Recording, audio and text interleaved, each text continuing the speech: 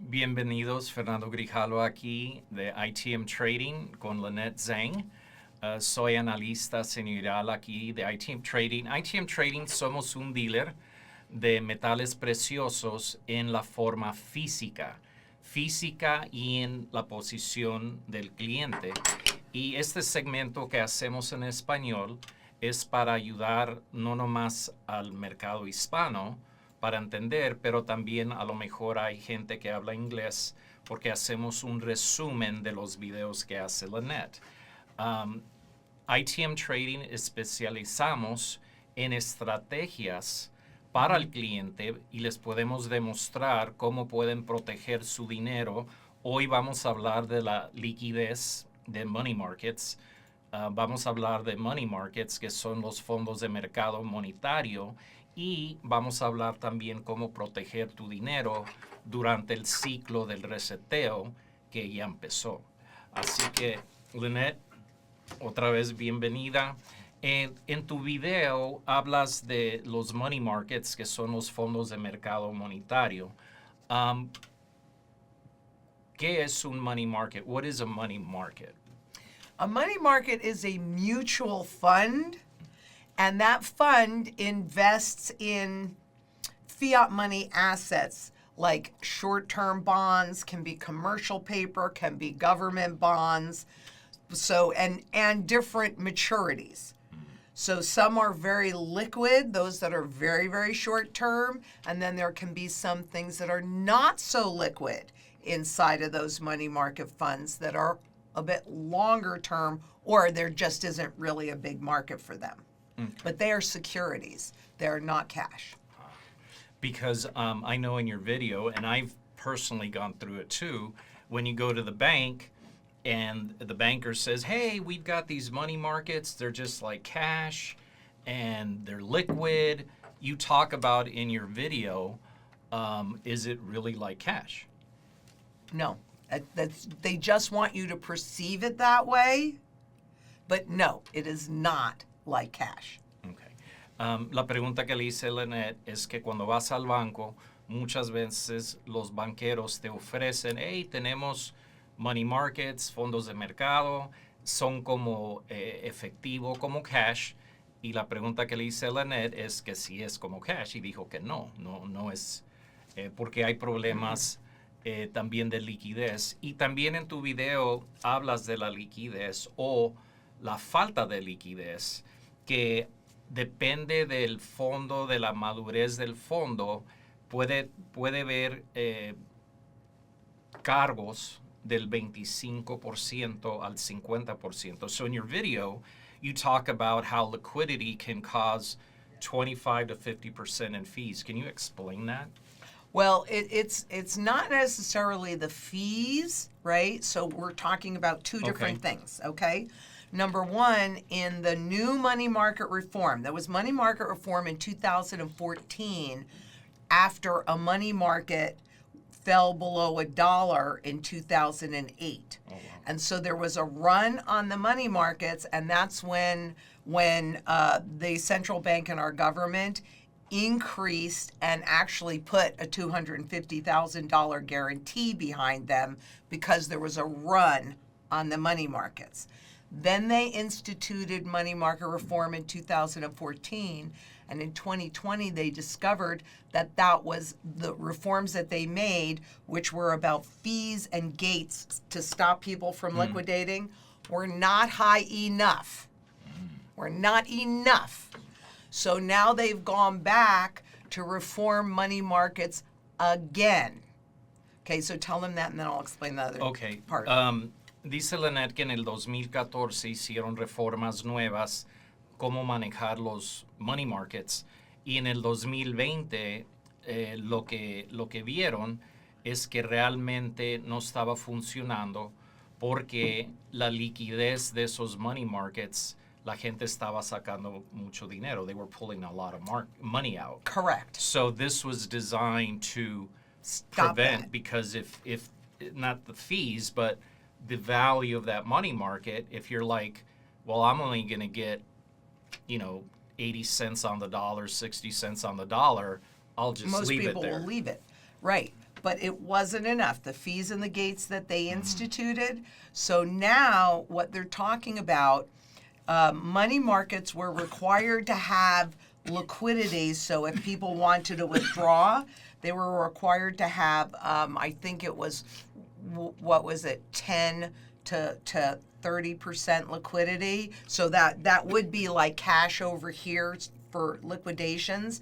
So they more than doubled it to 25% up to 50% that the money market is required to hold for liquidations.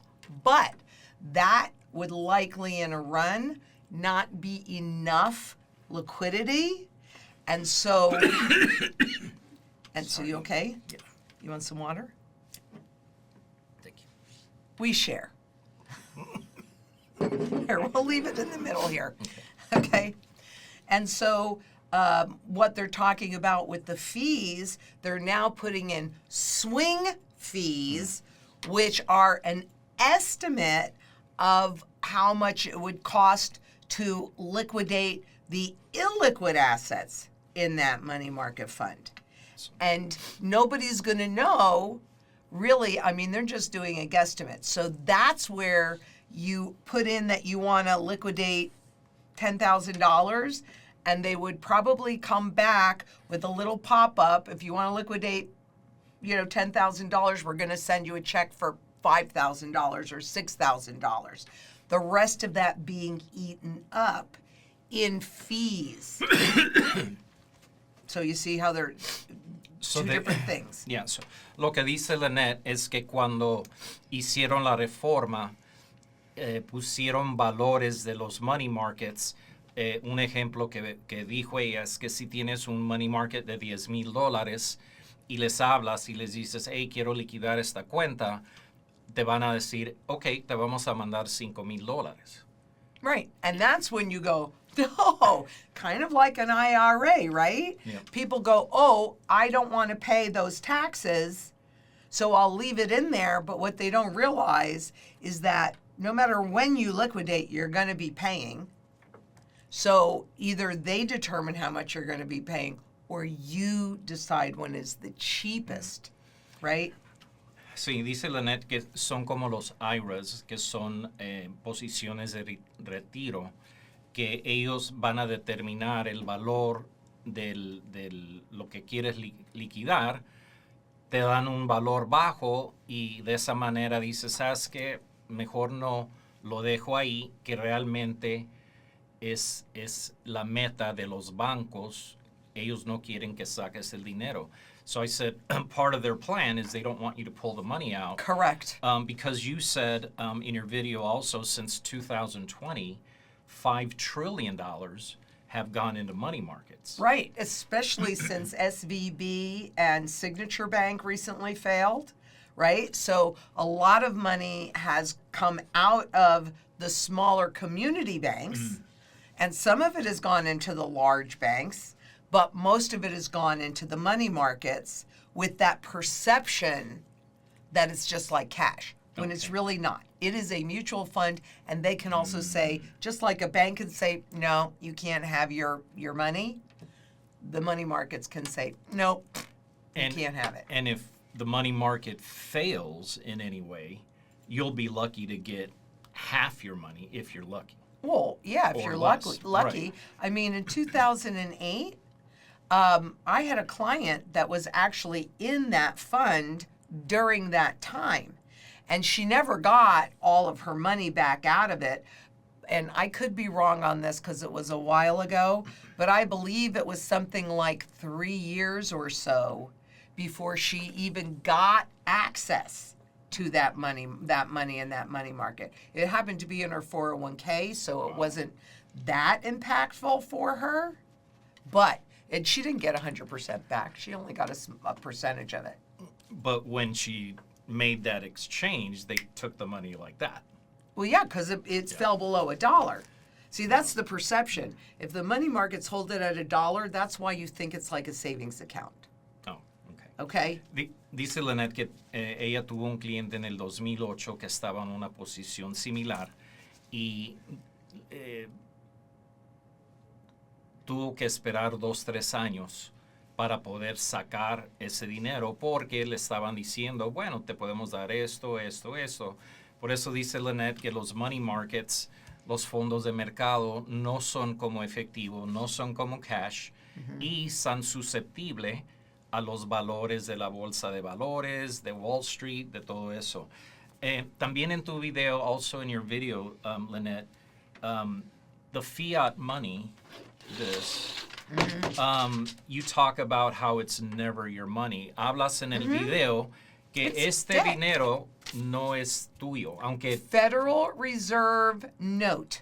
A note is a debt instrument. So at this point, it is an instrument it is a debt that does not pay or I can't say doesn't charge you interest because you've got the inflation fee in there. Right. But it doesn't pay you interest. Loses purchasing power. Exactly. El dinero, el fiat money, Federal Reserve Note, que es el dólar aquí en Estados Unidos, pero esto es igual para cualquier moneda en el mundo. No importa si es México, Venezuela, Europa, todos los fiat, el dinero es deuda. La deuda, así que aunque tú lo crees que tienes este dinero, pero realmente no es tuyo. Por eso en el reseteo que viene, van a irse a $1 digital y ahí es donde vas a perder mucho dinero. What I just said is, when we go digital, then all the money, the values, it's not even going to be real. Well, it isn't real now. I hate to tell you, this is not real now. At least I can touch it. But there is a really important point that I want to make in here, too. Okay. And that's the difference between the prime money market funds and the government money market funds. Okay. Because people's perception is that the government money market funds are safer. Okay. But it's based upon liquidity. So whatever new rules they put in are going to be impacted by both. And the government bonds, which is the foundation of the global system, and money market is really the plumbing of the global financial system. Okay. Okay, so but those government funds would be subject to the same thing, and since there's been issues around liquidity in treasury bonds since 2015, it's not safer. It's not. It's only the perception. Dice Lynette que en los money markets hay dos tipos. Hay el premier, el premio, y también hay el money market del gobierno. Que el gobierno, mucha gente piensa que es lo más seguro porque está respaldado por el gobierno, pero lo que ha pasado desde el 2015 para acá realmente no son áreas de seguridad. Son lugares de mucho riesgo y se está viendo no nomás en Estados Unidos, pero en el mundo. Por eso los bancos como SVB hace un mes que quebraron, el gobierno tuvo que entrar a ayudarlos. That's why the government had to come in and step in with SVB because they lose value. La última cosa que quiero hablar, en tu video también, Lynette, hablas del el único oro que tú tienes es el oro de colección. Sí. ¿Por qué? Why? Why do you only prefer the collectibles? Okay, because maybe this will happen, maybe it won't. But historically, and even very recent history, shows the government confiscating bullion gold. Okay. And that's easy to do, since most of it is held in IRAs anyway, but that's easy to do because they can manipulate the spot price. Okay. With the collectible gold, that is in a different category that is less likely to be confiscated because some of these coins can be $15 million, right? So if it were like bullion gold, since it's easy to manipulate the spot price, let's say it's at $3,000 when they decide to confiscate. They can say, okay, well, we're going to pay you $4,000. Most people not understanding fundamental value will go, wow, Wall Street is telling us it's worth $3,000. They're going to pay us $4,000. Okay. But the reality is that if somebody paid $15 million for this coin, they ain't turning it in for $4,000. $4,000. And anybody that can afford that, because I'm not telling them to spend that. I don't spend that on a coin. But anybody that can afford that is likely to either write the laws or have the ability to influence those that write the laws. So this is less likely to be Okay. confiscated. And I can use it in the normal marketplace too. Oh, perfect. Okay. La preferencia de Lynette es oro de colección. También el otro oro, el bullion, lingote. Ese es el tipo de oro que en la historia de Estados Unidos y otros países es el oro que el gobierno le quita de la gente, lo confiscación. Take it away. Pero el oro de colección puede valer $15 millones y ella dice, yo no compro ese tipo de oro. Yeah. Pero alguien que puede pagar $15 millones por una moneda de colección va a ser una de dos. Alguien que hace las reglas del gobierno de los mercados o alguien que influencia esa persona donde les hablan y dicen, hey, yo tengo este tipo de oro. Y aquí en ITM Trading les podemos explicar más sobre el oro de colección. Así que, hablando de resumen, hablamos de la liquidez del mercado, los money markets, cómo proteger tu dinero y oro físico, plata física y oro de colección de preferencia es el oro que te va a proteger sobre el reseteo, la crisis que viene. Por favor, háblenos a ITM Trading, hagan su cita abajo en el link de Calendly, pueden hablar con los analistas aquí de ITM Trading. Tenemos estrategias que les vamos a demostrar. Cada persona hacemos lo que es importante para ellos. También Lynette tiene su mantra, que es Food, comida, water, agua, energy, techo, energía, security, seguridad, affordability, intercambio, wealth preservation, preservación de community, dinero y comunidad and shelter. y techo. Así que por favor siguen ahí los canales Gold and Silver online. Hagan si les gustó este video, hagan thumbs up, suscríbanse al canal en español y también pueden mandar preguntas que les podemos contestar, Lynette y yo, preguntas@itmtrading.com. Pero por favor, no se esperen, el reseteo ya empezó y el reseteo puede determinar mañana, el mes que viene, no sabemos, pero si no se preparan hoy, no pueden tomar ventaja más adelante. So I said, please call, make that appointment, get prepared, because if you wait and it happens, it's too late. It's too late, Okay. right. Así que otra vez, gracias Lynette Oh, de nada. por tu tiempo y tu educación a los clientes y estamos aquí para ayudarlos. Sí. Así que hasta Hasta la luego. vista, baby. Bye.